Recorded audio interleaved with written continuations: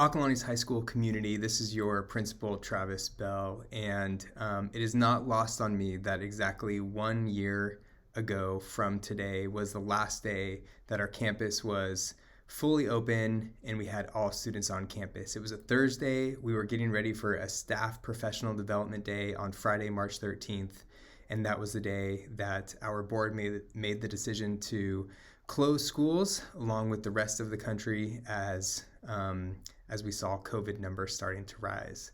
But it's with great excitement that I'm recording this presentation today to just outline a few details about what it's going to look like to come back in our hybrid schedule, officially launching on Tuesday. So there's a few things I want to share with you. One is the last time I talked to you all, it was at our Don's Dialogue, and we had outlined some metrics for reopening, and one of the major components of the metrics was to hit 7 cases per 100,000 in order to enter red tier data. I'm not going to click on it for the sake of time, but on the district website, you'll see a dashboard that outlines our COVID data, and there have been some additional aspects to the metric that have been adopted in the last couple weeks that have given us the ability to enter red data and then ultimately to open schools next week on Tuesday. Some of those metrics include the equity accelerator, our vaccine percentages, and then school waivers. And we've been able to hit the necessary metrics to officially launch in-person learning and our hybrid schedule next Tuesday. So we are going to our hybrid schedule next Tuesday, and that's really exciting. I have a few things I want to remind and share with you about our schedule. The first is, and I recognize this window is like a little off on the recording here. Let me see if I can move that in for y'all. All right, a few things is that this is our schedule for in-person learning cohort A and B. I outlined this extensively at the last Don's Dialogue, so just a few things to note real quickly. First is, notice that Monday is asynchronous and that Academy cohort, which we've been doing all year, will continue and is for all students. It's virtual and they will have to be there in person for attendance on Mondays at 9 a.m. And then the rest of the day is asynchronous work. Additionally, I want to highlight for you that Tuesday and Wednesday are now the same schedule, but Tuesday will be in person for Group A, Cohort A, and then remote for Cohort B. Wednesdays will be in person for Cohort B and remote for Cohort A. The same is true on Thursday and Friday. Cohort A in person on Thursday, and then Cohort B in person on Friday. The other thing that we talked about extensively at Don's Dialogue was Academy and lunch and how that's going to work. I'm going to outline it in a little bit more detail on a few of the next slides, but our 9th and 10th graders will eat lunch first, followed by 11th and 12th graders lunch second. And while the 9th and 10th graders are eating lunch, our 11th and 12th graders will be attending Academy, and then they will switch.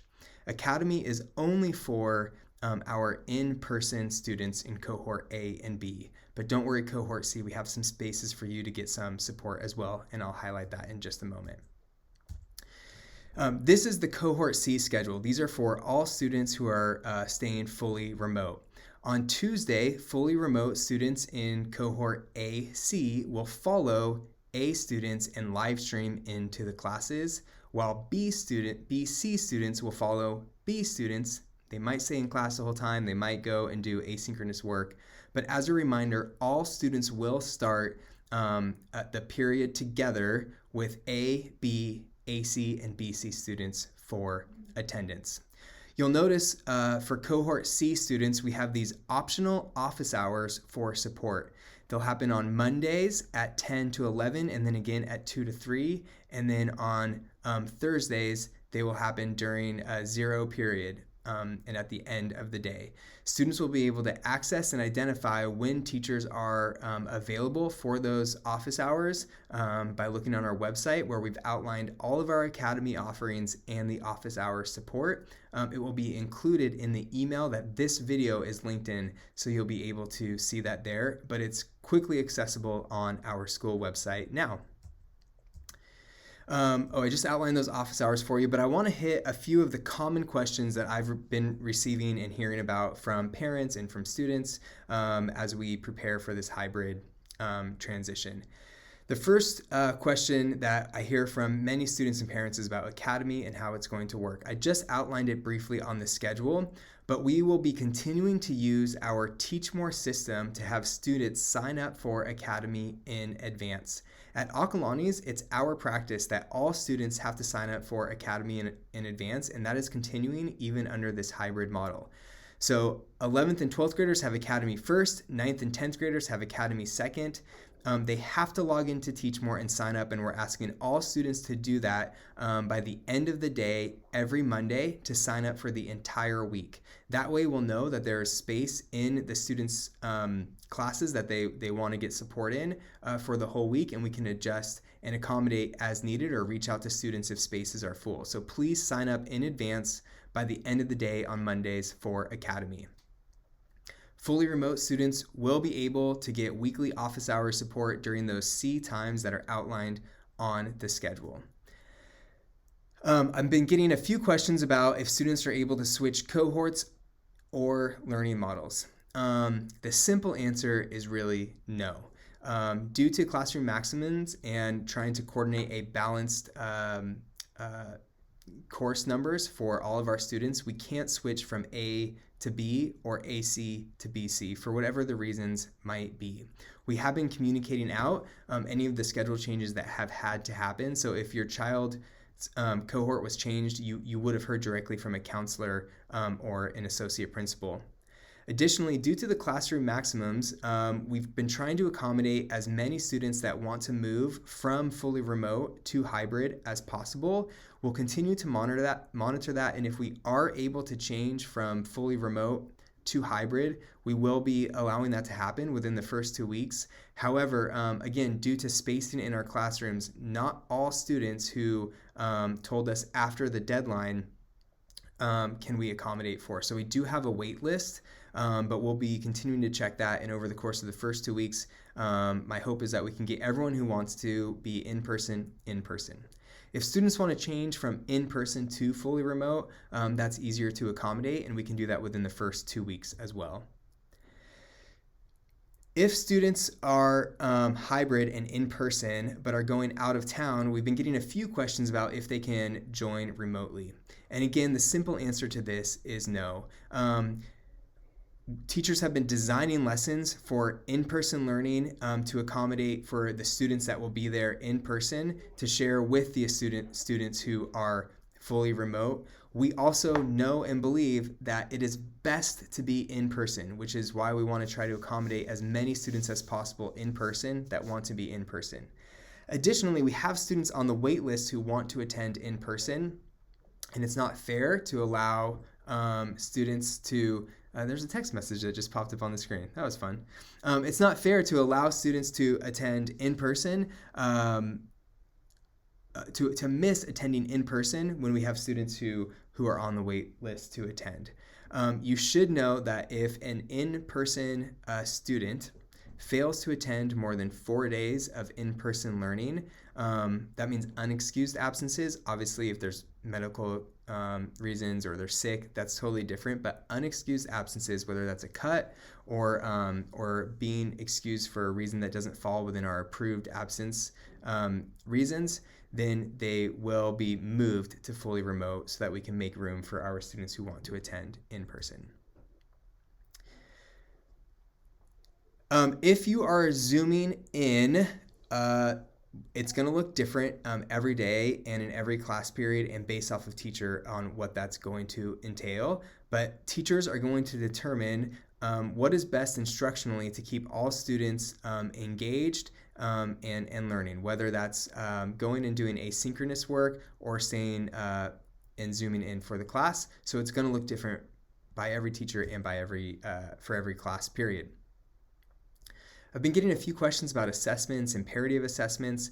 Again, I just want to acknowledge that teachers are working in course-alike teams to address and create fair assessments for all students, whether they're in person and remote. And it has been discussed that in-class time should be used for instruction and learning, and is not best to fill that time with assessments. So they're going to use some of their professional discernment on what that's going to look like for our students. I've also had a few questions about the parity of experience for AC and BC students, and how can I ensure that it's the same for A and B. I can't guarantee that the experience is going to be the same. However, I can guarantee that our teachers will support all students to learn and connect at high levels, and that teachers are going to be adapting to get the best possible outcomes for all of their students. So it may mean that there actually are some differences for our students. There's been a few questions about campus protocols, and I want to make sure it's really clear what our campus protocols are as students return and come back on campus. First, I learned about this on a podcast that Ian McKay was on, and he talked about the Swiss cheese model to helping prevent the spread of COVID.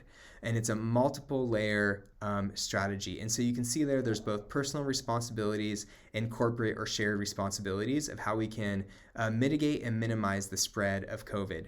And so that's the approach that we've taken and why we have the protocols that are in place. A colleague of mine, Ms. Parks, principal at Miramonte, used this expression of maximizing connection and minimizing risk.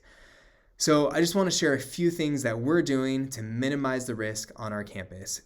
We do have a layered approach to preventing the spread of COVID. We have nightly cleaning that will happen and sanitization of all spaces. We've got procedures and protocols for entering and exiting buildings and classrooms. There's distancing protocols both in the classroom and at lunch. Masking is required at all times except while eating. We have daily health screenings that students, teachers, and staff are all required to do. And then we have guidelines for contact tracing that have been outlined by the site and by the district for any potential COVID exposure. I'll talk about that in just a minute as well. And then making sure that there's community testing. Our teachers are required to test weekly, and then we have options of community testing for our students and our community. And again, I'll highlight that in just a minute, because here's some questions that have come up about protocols. First off, how are we going to ensure that students stay distanced at lunch, and what about bathrooms and classrooms? I do want you to know we've hired additional staff to help monitor students during lunch to make sure that they're staying distant. We have stickers all around our campus where students are to sit, and they are 6 feet apart, and that's where students will have to sit and eat their lunch. We also have procedures in place for rainy days as well. Our bathrooms, we have our COVID compliance team has gone through, and our COVID compliance officers have ensured that our bathrooms are set up with maximum numbers as well. The doors will stay open that outline how many students can go into a bathroom, but there's not a line of sight into the restrooms. So stalls that can't be used have been marked off. Sinks have been marked off to ensure that distancing happens in the bathrooms, and masks must continue to be worn in the bathrooms as well. This has all been reviewed on our in-person orientation tours that have been happening over the last 4 days. If a student is sick, the best thing to do is to be honest about it.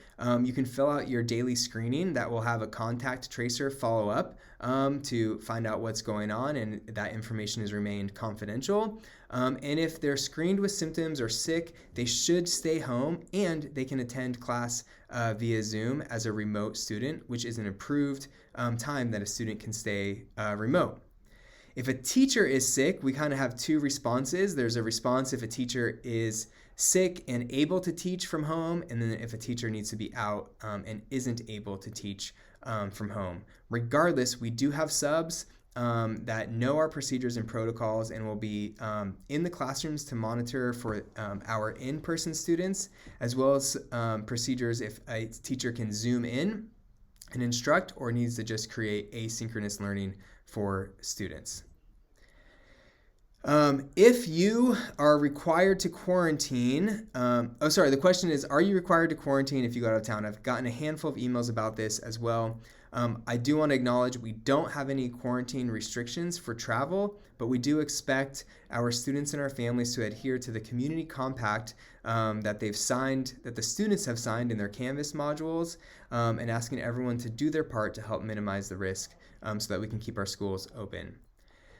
COVID testing is not required for our students, but highly encouraged, and we've created times for our students and our community members to come and get tested. I did want to let you know that staff are tested on a weekly basis.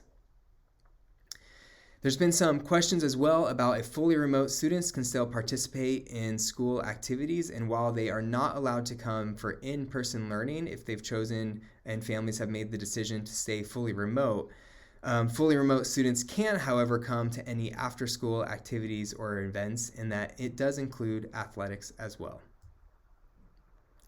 And then questions about if there's a positive COVID case on campus, what happens? I would encourage you to look at our response trees that are outlined on the district website. We kind of have three sort of responses. The first is if a student or staff member just screens symptoms, we use that decision tree, the classroom remains open, and there's no communication sent while that staff person or student stays home. If a student or staff member reports close contact with a confirmed case, there is going to be a 10-day quarantine that has to happen. A recommendation for COVID testing, again, we can't require it, but the classroom will remain open for that, assuming that there was no contact within that or confirmed case within that classroom. However, if a student or staff member does have a confirmed case, they have to quarantine. And then we identify any of those close contacts to determine if that happened. If there were close contacts, then those close contacts will be notified with quarantine that has to happen, and then a recommendation of testing and to monitor for symptoms. That would include disinfection and cleaning of the classroom and other primary spaces that might have been exposed. The school will stay open. However, there will be a notification that goes out to the community. Just a few reminders as we prepare for Tuesday. First, remember the hybrid top 5. Do your screening prior to coming to campus. Keep physically distanced, that's 6 feet at all times. Wear a mask except when eating. Wash and sanitize hands often, and then don't gather in large groups. Some additional reminders, these were highlighted for our students in today's cohort, but students should bring their own water bottle. The fountains are turned off, but the hydration stations are open for students to fill their water bottles. Students have to follow the arrows when transitioning from one class to another that are outlined. And then they should make sure they've completed all of their Canvas modules. We'll be following up with students who haven't to make sure that they know and understand the policies and procedures that are outlined.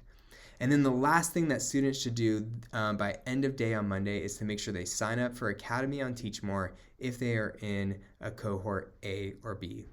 I know that was a lot of information. You might have some additional questions. Continue to reach out. We're here to answer any of the questions that you may have. But again, thank you for your trust in us to open our schools safely and successfully for this last quarter. We are so excited to officially launch our hybrid schedule and believe that it's a step in the right direction as we look at bringing all students on campus.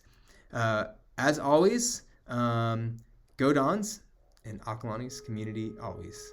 Perfect timing. You hear that bell? Bye.